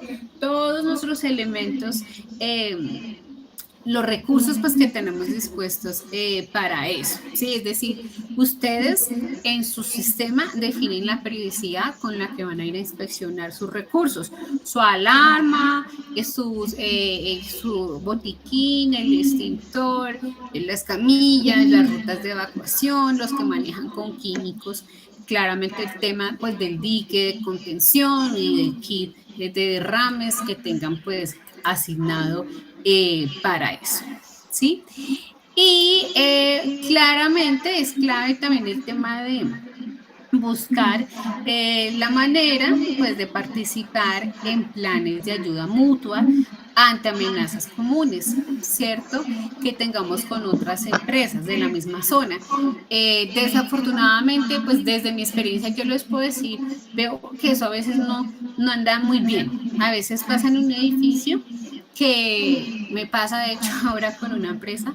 O sea, que nosotros somos todos los intensitos y la administración perdida, entonces allá, por ejemplo, eso todavía no funciona. Pues bueno, es un edificio nuevo, pero donde lo he visto bien implementado. Por ejemplo, en zonas industriales, de hecho, Mamonal en Cartagena, ¿cierto? Tiene un plan de ayuda mutua y conformado por varias empresas. En los parques también, cuando hay parque industrial, ¿cierto? Donde hay varias empresas en un mismo centro, pues complejo empresarial, pero digamos ahí nuestra obligación, si llegamos nuevos a una zona, averiguar si hay un plan de ayuda mutua, pues para ser parte de él, y si no, ser nosotros quienes busquemos conformarlo, así como les cuento yo, que ando de intensita allá con la administración.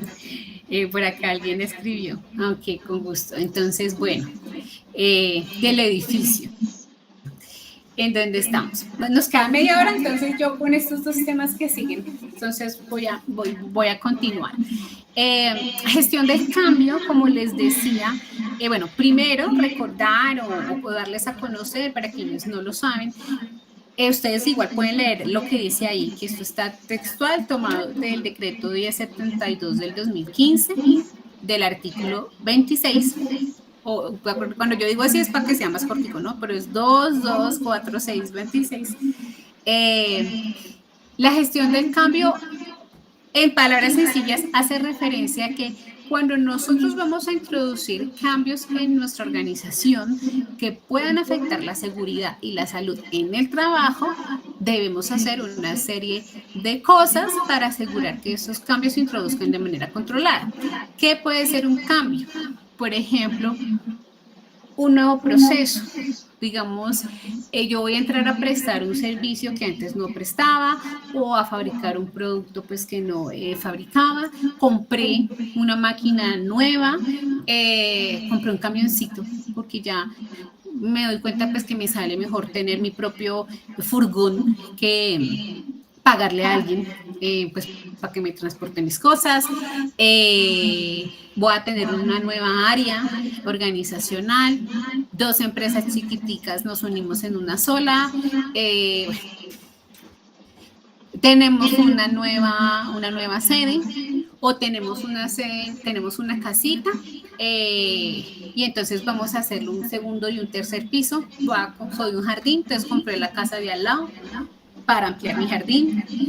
No sé, ¿sí? Entonces, cambios en las actividades, productos, servicios, procesos, esos son internos, ¿sí? Es decir, ocasionados a nivel interno de la organización o externos, como ustedes lo ven ahí, por ejemplo, cambios en la legislación, alturas, ¿sí? Ahorita que tenemos, bueno, ya entró, ¿cierto?, en vigencia, pero ese tiempo, ese periodo que hubo como de diciembre a agosto, era un buen momento para hacer una gestión del cambio por cambio en la legislación de trabajo en altura, ¿cierto? En todo el tema de protección contra caídas, espacios confinados, o sea, nuestra legislación en espacios confinados decía una cosita así, por allá en la resolución 2400, si lo encontramos, ahora tenemos todo un reglamento, ¿cierto? Entonces, los que trabajan con norma ISO, ¿cierto? Cuando hicimos la transición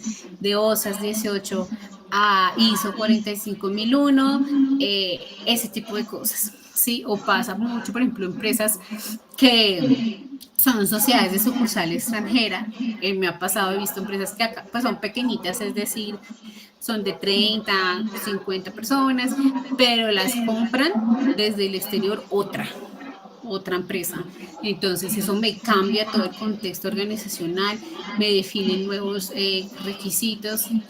Entonces todos esos cambios que puedan afectar a la seguridad y salud en el trabajo son bienvenidos, los abrazamos, pero como yo le digo a las empresas que asesoro, no los podemos hacer a la loca, sino que los tenemos que hacer de manera planeada.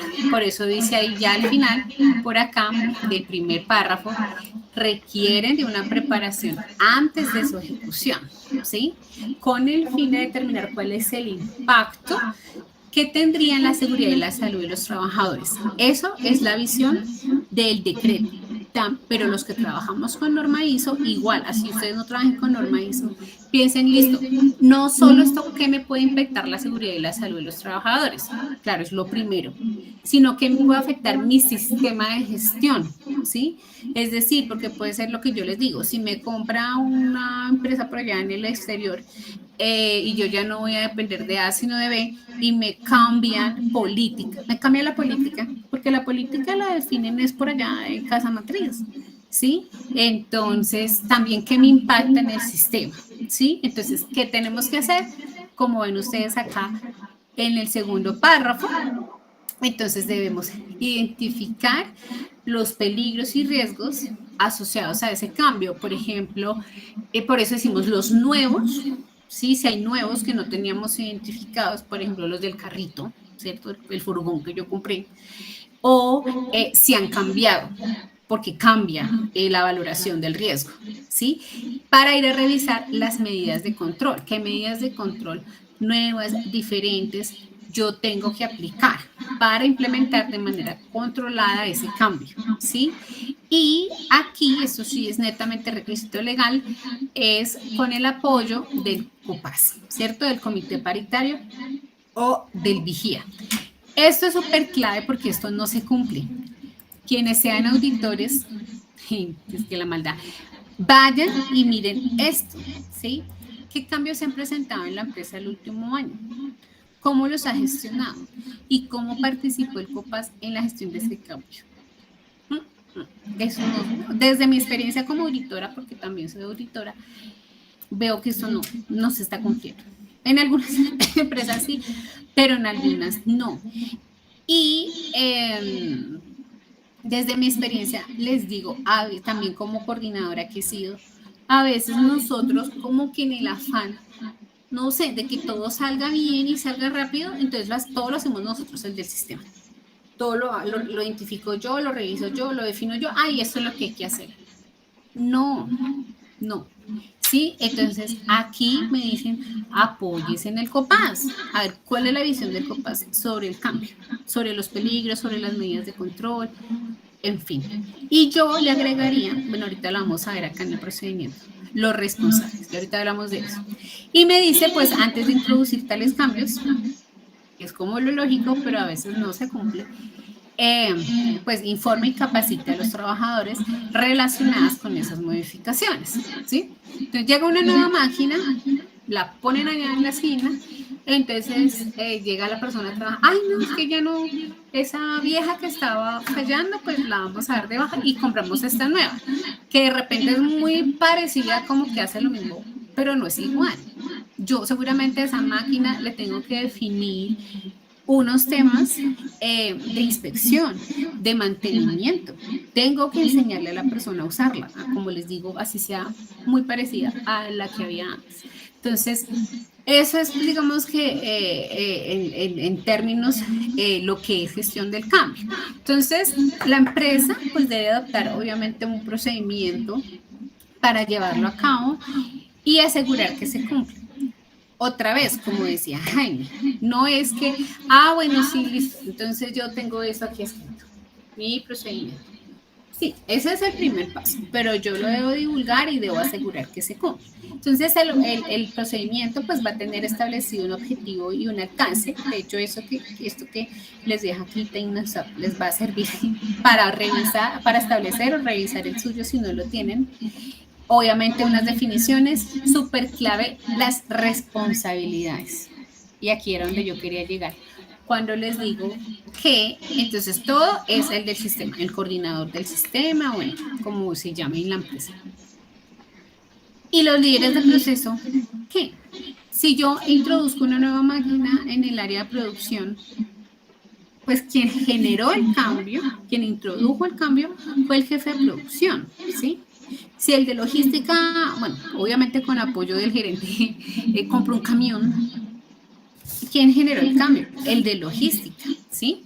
Si el gerente de ventas, entonces empezó a sacar gente a la calle, pues porque ya se acabó la pandemia y ya todos estamos en la calle, o antes estaban acá y si ahora usted va a ir a la zona tal, a la zona B, ¿quién me genera el cambio?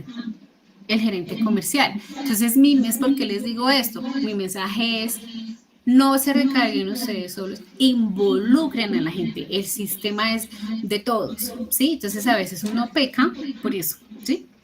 Porque, como les digo, como que con el fin de cumplir, entonces uno lo hace todo solo y así no es, ¿sí? En ese tema de gestión del cambio, yo en las empresas he identificado dos debilidades. Uno, lo que les digo, que no involucren al compás, y uno, que todo lo hace el del sistema y no involucra a otras áreas. Es más, a veces el del sistema se entera que el camión existe porque llega un día a trabajar y ve un camión ahí, ve este camión, yo lo veo hace como 5 días ahí parqueado. Cuando pregunta, claro, Paola, si es que ese fue el camión que compramos el mes pasado. Y uno del sistema se queda, plops, ¿cómo así? ¿Y quién lo está conduciendo? ¿Y qué están haciendo? ¿Y las inspecciones? ¿Y el curso? ¿Y sí? Entonces, que no les pase a ustedes, pero lo he visto, ¿sí? Ahí pecamos.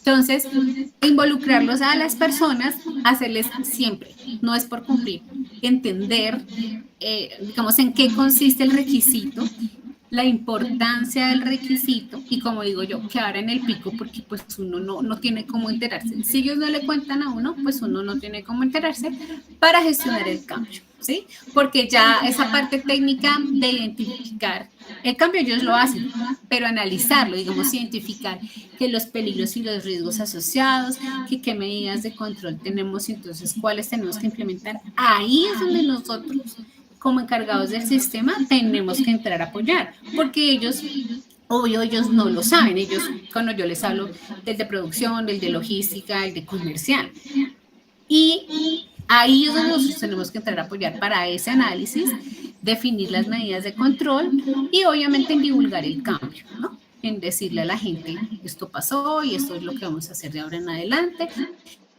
y ya. Y obviamente hacerle el seguimiento, porque al principio, ¿cierto? Puede ser que haya necesidad de hacer algunos ajustes. Entonces, ese es mi mensaje en el tema de gestión del cambio. Como les digo, antes del 2014 no era un requisito legal en Colombia, estaban las normas ISO, pero las empresas que no trabajaban normas ISO, WOSHAS en su momento, pues ni idea. Entonces nosotros tenemos que asegurar que el requisito se conozca y se cumpla, ¿listo?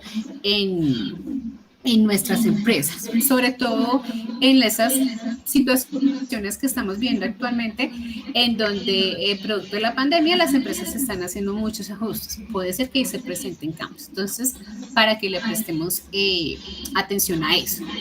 Y por último, este tema entonces de adquisiciones y compras en el sistema.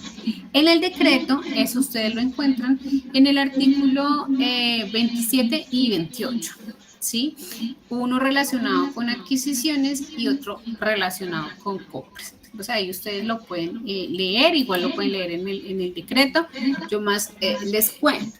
Digamos que, como ven ahí, digamos que está más orientado tanto cuando voy a adquirir un poco, por ejemplo, sea un bien o sea un servicio, por ejemplo, voy a contratar las evaluaciones médicas ocupacionales, ¿cierto? Los cursos de alturas, el curso de manejo defensivo. La calibración del alcoholímetro o del equipo para medición de atmósferas, los elementos de protección personal, todo el tema pues, de emergencias, camillas y la recarga de los extintores, ese tipo de cosas, las sustancias químicas para el proceso, ¿sí? Eso pues por darles algunos ejemplos, pero obviamente va a depender de la naturaleza de la organización. Entonces, por eso es que ustedes ven aquí la definición, ¿no? Hace referencia a cualquier modalidad de contratación, convenio, concesión o provisión de bienes y servicios. Fíjense que aquí lo que me dice pues el decreto es que nosotros definamos unos requisitos de seguridad y salud en el trabajo. De hecho, el decreto nos dice en las especificaciones relativas a las compras.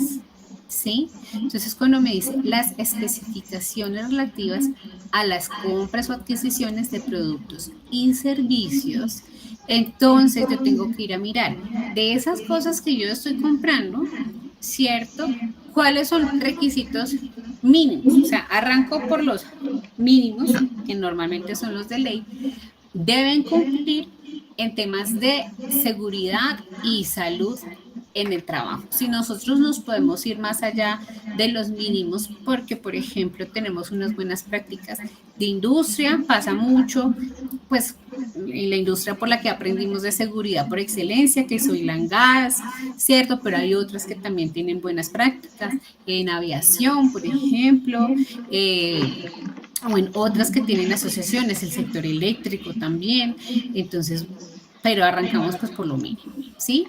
Por ejemplo, si es una IPS de evaluaciones médicas ocupacionales, sabemos que lo mínimo que nosotros le vamos a pedir es su habilitación para prestar servicios en salud, obvio con alcance a, pues, a los servicios que me está prestando, ¿cierto? Si me está haciendo espirometría, si me está haciendo audiometría, pues las habilitaciones para eso y pues su licencia, ¿no?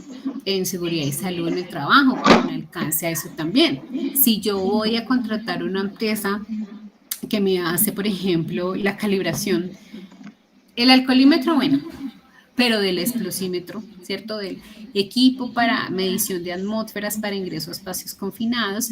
Entonces, seguramente yo quiero mirar la calidad del sitio y la competencia del personal, ¿cierto? O sea, es decir, y ahí vamos a preferir laboratorios pues que estén acreditados por ONAC. En nuestro caso, el ONAC es el Organismo Nacional de Acreditación en Colombia. Y así yo tengo que ir a mirar, dependiendo de lo que vaya a comprar, cuáles son esas especificaciones relativas a las compras, que es lo mínimo con lo que debe cumplir para poder ser un proveedor mío, ¿sí? Y obviamente estar verificando con alguna periodicidad eso, que no existe en la legislación, pero por defecto las empresas lo hacen anualmente, ¿sí? Entonces, eso pues en relación obviamente a las, digamos como a las compras. En los servicios, cuando hay personal involucrado, debemos tener mucho cuidado, ¿no? A los contratistas. Yo les decía, por ejemplo, el de vigilancia, el de aseo, el de transporte, pero si yo voy a subcontratar, porque yo hago instalaciones eléctricas, entonces en algunos proyectos, pues no sé, no por la razón que sea, por la zona, porque no me alcanza la gente, subcontrato una firma, porque en mi jardincito, ¿cierto? Como les dije, voy a tumbarlo, compré la casa de lado y voy a ampliar mi jardín, voy a hacer una obra civil allá importante, entonces, ¿cómo voy a gestionar a ese contratista? Pues para prevenir que se sucedan pues, accidentes durante el desarrollo de las actividades. Entonces, ahí, por ejemplo, mi invitación, yo siempre les digo a las empresas, cuando arrancan de cero, yo les digo, díganle de contabilidad que les saque un listado, un maestro de los egresos, es decir, de los, por contabilidad, normalmente que lo llaman de los comprobantes de egreso, que les saque un listado de todo el que le haya pagado X plata, que le ponga el nombre y ya ustedes pues averigua, bueno, o si le pueden entregar la información, qué provee usted va y mira. Porque yo digo, si la empresa le ha pagado, sea por caja menor, por transferencia, por cheque, por contrato, es porque es un proveedor o un contratista. Y luego yo ir a mirar qué me provee ese contratista, qué servicio, qué bien o servicio presta, ir a mirar desde seguridad y salud en el trabajo, si es crítico o no, porque por ejemplo el de la papelería, Pues no es crítico para seguridad y salud, pero ir a mirar desde seguridad y salud si es crítico o no, y pues ya entonces yo qué le debo controlar a ese proveedor y contratista. Los que ya son proveedores y contratistas, pues ya son, entonces qué controles le voy a definir más como periódicos, pero tenerlo en cuenta también para los nuevos, sí, aprovechar y definir, bueno, de ahora en adelante, si me va a entrar un nuevo proveedor de, lo que les digo, evaluaciones médicas, de curso alturas, entonces, pues, ¿qué le voy a exigir? ¿Sí? Entonces, y aquí, pues, ustedes encuentran estos aspectos a considerar. Entonces, ¿qué debemos considerar para la selección y para la evaluación? ¿Qué debo tener en cuenta para los nuevos proveedores y contratistas, y que debo tener en cuenta para evaluar periódicamente el desempeño de esos proveedores y contratistas, sobre todo en los contratistas como el de la obra del jardincito, es súper crítico, pues el cumplimiento de las normas de seguridad y salud durante el desarrollo de la obra, por ejemplo. Es súper importante los canales de comunicación. Pasa lo mismo que con los trabajadores, con el CUPAS, con los jefes. Yo tengo que tener canales de comunicación bidireccionales con los proveedores y contratistas para asegurar que el desempeño sea el mejor. Nos dice también el decreto que antes del inicio del trabajo y periódicamente debemos verificar la afiliación al Sistema General de Riesgos Laborales. Entonces, ojo con eso, porque a veces pasa mucho con los contadores, porque ellos como cuando es por prestación de servicios, no, usted pásame su cuenta de cobro y pásame su soporte de pago de seguridad social, pero eso es después de que se prestó el servicio, no antes. A los contadores les sirve porque lo importante para ellos es tenerlo, porque si no, no pueden deducir ese gasto de su declaración de renta. Pero para nosotros en seguridad y salud no nos sirve después. Tiene que ser antes, previo al inicio, ¿cierto? Porque si le pasa algo a la persona haciendo la actividad y no sabíamos que estaba desasegurada, pues grave. Lo mismo, sí señor. Qué pena otra vez. Ahí recordemos los que nos conectamos la semana pasada, hablamos de un ejemplo muy puntual. Y eso, en este caso, de proveedores y contratistas es fundamental porque acuérdense que también hay una responsabilidad de parte de nosotros administrativa como contratantes. ¿Qué es? ¿Cuál es el ejemplo? La semana pasada yo les planteaba un caso de una persona que estuvo trabajando, me llegó el caso, estuvo trabajando en una constructora haciendo la malla asfáltica, duró mucho tiempo y ahorita que está en el tema de buscar la pensión, fue y pidió el extracto de la pensión y descubrió que la empresa no le pagó las semanas completas. Lo afiliaba un día al mes, lo desafiliaba el otro día. Y así me imagino que el contratista presentó su planilla al contratante, el contratante no se dio cuenta de ese error, ¿sí? Y pues ahorita el contratante puede tener una responsabilidad administrativa para esa persona. Entonces es muy delicado este tema de seguridad social, no solamente por contabilidad, que aparte ahorita la DIAN aquí en Colombia por lo menos ya estableció también un tema de nosotros como contratantes hacer ese control, sino que también revisar y garantizar que las personas que estén afiliadas, que nos presenten como afiliadas al sistema, primero cumplan con el tiempo, si el contrato es por 30 días, pues que tengan los 30 días de afiliación, y segundo con el nivel de riesgo, porque es que también hay empresas contratistas que por ahorrarse unos pesos, el riesgo es 5 porque es una actividad de construcción allá del jardín que nos da el ejemplo la ingeniera, pero resulta que lo afilian a riesgo 1, que porque es la actividad del jardín. Entonces, en ese tema tenemos que ser muy analíticos, tenemos que hacer una revisión exhaustiva, porque aparte de garantizar estas condiciones que nos están dando en la norma sobre adquisiciones y compras, también tenemos una responsabilidad en este momento. Y digamos que aquí para cualquier parte, cómo funciona la seguridad social. ¿Vale? Gracias, ingeniera, perdone. No, Jaime, está perfecto. Eso, digamos que también ahí nos habla previamente, debemos darles a conocer los peligros y riesgos específicos de la zona de trabajo. Ahí es donde normalmente lo mismo, eso no se lo voy a hacer a todos, sino que tengo que mirar a quién aplica y quién no y cómo lo hago, pero dar a conocer los peligros del sitio en el que la persona va a trabajar. otra vez, al del jardín, al de vigilancia, al del aseo, al del transporte. Entonces, normalmente ahí donde tenemos las inducciones a los contratistas, buscar la mejor manera, la más práctica de hacerlo y tener mucha precaución en la rotación del personal, ¿cierto? Porque si me cambian la persona, pues me toca volver a darle esa información. Importante también que ellos tengan conocimiento sobre cómo informar en caso de presuntos accidentes de trabajo o enfermedades laborales, ¿sí? Por ejemplo, en el contratista el que les digo el ejemplo del jardín, si ocurre un accidente durante el desarrollo de la obra, ¿cómo lo va a informar? ¿Qué manejo se le va a dar?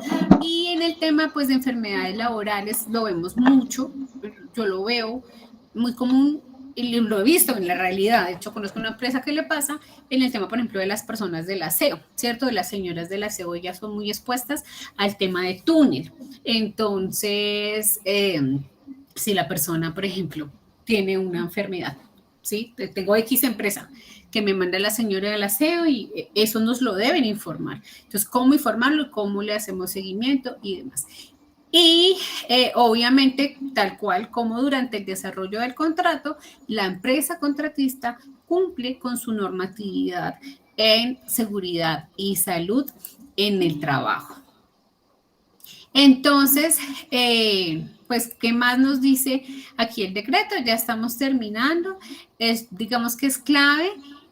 Fíjense que lo que nos dice, seguridad y salud en el trabajo, le entregue al área de compras los requisitos mínimos con los que se debe cumplir, porque el de compras no sabe. Nosotros somos los que sabemos. Entonces, ahí debemos trabajar de manera conjunta con el área de compras para apoyarles a ellos en determinar cuáles son los requisitos, en qué momento se deben solicitar, incluso ayudarles a revisar, porque ellos le dicen a uno, o sea, es que a mí me mandan eso, yo no tengo ni idea si eso está bien o mal. Nosotros somos los que sabemos, ¿sí? Entonces, trabajar muy de la mano con el área de compras. Normalmente definimos los requisitos en conjunto con ellos, el área de compras los solicita, ¿cierto? Al proveedor o contratista, nosotros lo revisamos y con base en eso, pues el área de compras realiza la selección, o a veces también algunas organizaciones lo hacen pues en conjunto con el área usuaria, ¿cierto? Con el área que va a hacer uso pues del bien o del servicio, ¿sí? Que es lo que nos dice acá al final, tomando la decisión de contratación del proveedor. Obviamente que cumpla con las necesidades para lo que la empresa lo necesita, pero que tengamos la tranquilidad que cumple pues con los requisitos de seguridad y salud en el trabajo, ¿sí? Por eso nos dicen, el área de compras informa al responsable del sistema quien quedó seleccionado, y ahí ya entramos en contacto el área de seguridad y salud en el trabajo con el contratista, por ejemplo, para hacer la inducción, para informarle cuáles son los requisitos con los que debe cumplir y para todo el tema, por ejemplo, de accidentes y enfermedades de los que hablábamos, ¿sí? Durante el desarrollo del contrato, la prestación del servicio, es para poder monitorear el cumplimiento en temas de seguridad y salud. Ahí otra vez, nosotros no somos omnipresentes, ¿cierto? No estamos 24/7 en la empresa, no podemos estar en varios lugares al mismo tiempo, entonces lean el 6. Apoyémonos en esas áreas, ¿sí? Caso real, una vez ya estamos en un restaurante, yo hablaba, bueno, con el administrador. Era, como es una vaina así súper moderna, entonces tenía un techo, o sea, sin exagerar, les digo que era como de 5 o 6 metros de altura. Entonces yo le decía al administrador, y cuando vienen a limpiar eso o a cambiar las luminarias, ¿cómo hacen? Ah, no, súper pilo. Pues yo le pido que me muestre la cédula, porque es que me pueden mostrar la seguridad social de una persona que no es. Entonces yo digo que me muestre su cédula, me muestre su seguridad social, verifico con seguridad y salud en el trabajo que ellos estén aprobados y ahí sí, yo los dejo entrar.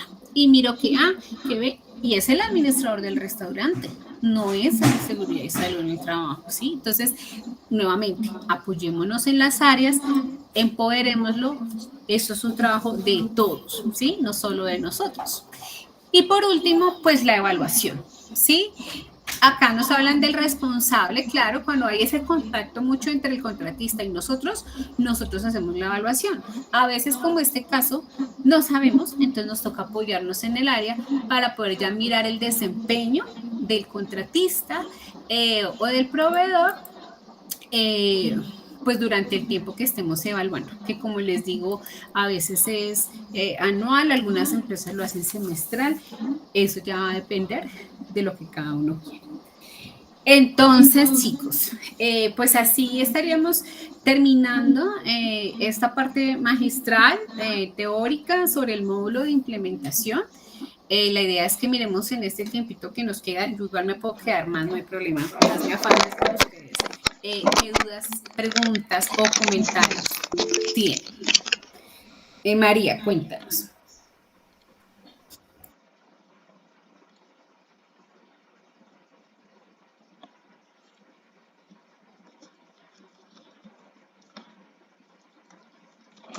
Si nos escuchas, María. No había activado el micrófono. Buenos días. Mi pregunta de pronto no tiene nada que ver con lo que vimos el día de hoy, pero sí ha surgido de acuerdo a los módulos que hemos visto pues, en estos últimos fines de semana. Es lo siguiente, mi pregunta es, debido a la pandemia, muchas empresas, o sea, tienen sus empleados trabajando en casa. ¿Cómo manejan ellos la parte de la evaluación de peligros, valoración de riesgos, si el empleado está en la casa? Bueno, ahí lo primero, bueno, yo contesto y Jaime, tú me complementas, o de pronto si yo la estoy embarrando, me jala la oreja, no mentiras, pero yo te cuento desde lo que sé. Primero, tener en cuenta en Colombia, digamos, como la emergencia sanitaria se terminó el 30 de junio, ¿cierto? Ahí, a partir de ahí, esa figura que teníamos de trabajo en casa que nos permitía la legislación por la pandemia se terminó. Quiere decir que si ya como empresa tomamos la decisión de adoptar esa modalidad de trabajo, entonces debemos formalmente seguir todo lo que nos ha establecido el Ministerio del Trabajo para adoptar formalmente el teletrabajo. ¿Sí? ¿Qué es formalmente? Es apoyarse en la ARL. Lo que se hace normalmente es hacer unas, por ejemplo, unas inspecciones de puestos de trabajo. No va a ser muy diferente a lo que hacíamos en la pandemia, es decir, del lugar en el que la persona trabaja. En mi caso, pues acá donde yo estoy sentada, ¿cierto? Más sobre todo, pues desde el tema de lo que nos interesa, por ejemplo, iluminación, ergonomía y ese tipo de cosas. Casi que hasta ahí. Sí, lo que está en tu puesto de trabajo. Ya el recorrido a tu cama, a la cocina, a las escaleras, o sea, esas son cosas que se salen del control de la organización, ¿sí? Eso, digamos, como en el lado del puesto de trabajo. Pero ahí es mirar, digamos, que toda la reglamentación para teletrabajo en Colombia, hay un documento que es viejito, pero puede servir, que se llama, si no estoy mal, el libro blanco para teletrabajo en Colombia, y de pronto apoyarse con la ARL y preguntar, porque eso ha cambiado mucho, pero la opción formal es hacerlo, pues no sé cómo, qué ARL tengas, pero en una que nosotros hicimos hace poquito en una empresa, tuvimos que hacer una cosa súper sencilla, llenar un formulario súper sencillo reportando de las personas que tienen adaptada esa modalidad y hacer la inspección del puesto de trabajo, darle las recomendaciones, digamos, como a la persona o incluso pues a veces ya si es algo que depende de uno, o sea, de la empresa, pues hacerlo, la silla, el soporte, el computador, y ya, obviamente ellos hay que involucrarlos en las capacitaciones, en el tema de riesgo psicosocial también, seguramente tendrán que ir a la oficina el día que se haga la valoración porque no se ha aprobado la aplicación remota, ese tipo de cosas, pero digamos que eso es lo que yo sé que se deberían estar haciendo las empresas desde julio, que ya se acabó la emergencia. No sé, Jaime, tú que quieras ahí complementar. Bueno, hay varias situaciones, ¿no? Esa pregunta tiene un trasfondo bien interesante y más por la pandemia. Nosotros veníamos con la ley del teletrabajo y el decreto 584 trabajando digamos que con el libro blanco del teletrabajo nos decías como traten de hacer esto como para ir incorporando el teletrabajo en sus acciones. Estaba bien. Llegó la pandemia y nos obligó a hacer teletrabajo. Antes era, digamos que optativo, lo incluíamos en el reglamento de trabajo, hacíamos unos acuerdos de teletrabajo, utilizábamos cualquiera de las tres modalidades que hay de teletrabajo y era optativo. Ahorita prácticamente que con la pandemia se volvió obligatorio, ¿sí? Y esa obligatoriedad pues nos llevó a que las ARLs hicieran un ejercicio de inspección, eso no lo decía la norma. Hoy en día, como eso es un cambio para la organización, hablando de este tema de implementación, tendríamos que entrar a revisar, como dice la ingeniera, esas condiciones en el puesto de trabajo. Luego, si yo encuentro, y qué ha pasado, habían personas que estaban haciendo teletrabajo en una silla así toda rígida, la del comedor, porque no tenían nada más. Si yo encuentro como responsable del sistema de gestión eso, tengo que garantizar que la persona que está en su casa haciendo ese trabajo tenga una silla cómoda para trabajar, tenga un puesto de trabajo cómodo para trabajar. ¿Listo? Y eso, Sí, digamos que en señor. la pandemia muchos, algunos lo hicieron. Yo de hecho conocí una empresa de tecnología que tenía sus escritorios grandísimos, un piso grande en arriendo para todo su equipo de programadores. Y como se fueron todos para sus casas, ellos lo que decidieron fue desinstalar todos los escritorios, las sillas y enviárselo al trabajador a su casa. ¿Sí? Algunos les dieron bonos también para que compraran las sillas o para que adecuaran su escritorio. Eso por una parte. Para identificar los riesgos, entonces, ahora las empresas tienen la opción de la ARL, igual tienen que reportarlo a la ARL cuando hace la afiliación. Todas las ARLs tienen esa opción cuando yo hago la afiliación de la persona.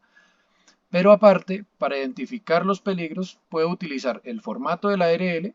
En conjunto con los trabajadores hacemos sesiones sincrónicas o hacemos una sesión individual, revisamos el área de trabajo, identificamos allá riesgos físicos por iluminación, por ruido, de pronto el tema del cableado por temas locativos o eléctricos, el tema biomecánico y garantizamos que esas condiciones se den para que la persona trabaje bien. Hay que tener en cuenta otros factores, otras resoluciones que nacieron este año, el año pasado de hecho al final y este año, sobre la desconexión laboral y sobre el tema de trabajo en casa como tal. Creo que son tres: trabajo en casa, desconexión laboral, no sé en general, no me acuerdo la otra. Pero son tres decretos que salieron y están relacionados. ¿Qué tiene que ver esto? Lo Pues que es obviamente trabajo remoto trabajo remoto, trabajo en casa y y desconexión teletrabajo. laboral. Entonces, trabajo remoto, trabajo en casa tiene una diferencia con el teletrabajo, ¿sí? Y hay que tenerlo en cuenta, ahí hablan de unas condiciones. La desconexión laboral tiene mucha relación con temas psicosocial, ¿sí? Y tenemos que garantizar eso. Pues son cositas que vamos a incluir en esa matriz de riesgos ya cuando la tengamos definida para la empresa. Acuérdense que dentro de todo el tema del sistema de gestión vemos el contexto en la organización del sistema de gestión, en la planificación identificamos todos esos riesgos, perdón, en la organización identificamos el contexto, la normatividad. En la planificación vamos a identificar los riesgos a partir de esa normatividad y a partir de, pues, de esas condiciones que se dan en el trabajo. Y ya aquí en implementación, entonces, de acuerdo a esa escala de jerarquización que vimos anteriormente, vamos a establecer esos controles. Y en la medida de las posibilidades, como hemos aprendido, ¿sí? Y tenemos que desaprender lo que ya está en Colombia, que es empezar con EPPs y controles administrativos, empezar nosotros a identificar esos controles que van a permitir eliminar o sustituir esos riesgos que vamos a identificar. ¿Listo, María? ¿Sí quedó Sí, claro? señor. Muchísimas gracias, señor. Sí, Paola. Gracias. Perfecto. Listo, no, María, a ti con gusto. No sé si hay alguien más que tenga alguna otra pregunta o comentario que nos quiera compartir.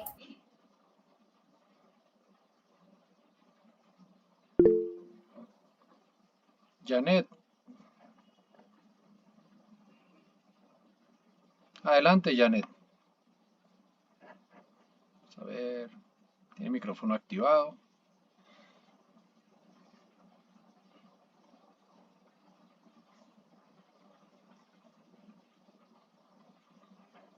Janet, ¿nos escuchas?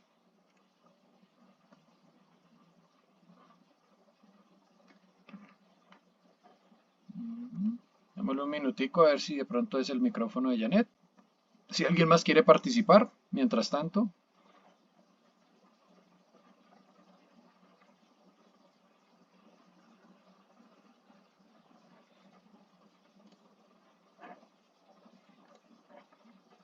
No escuchamos a Janet. Si quieres, escríbenos al chat.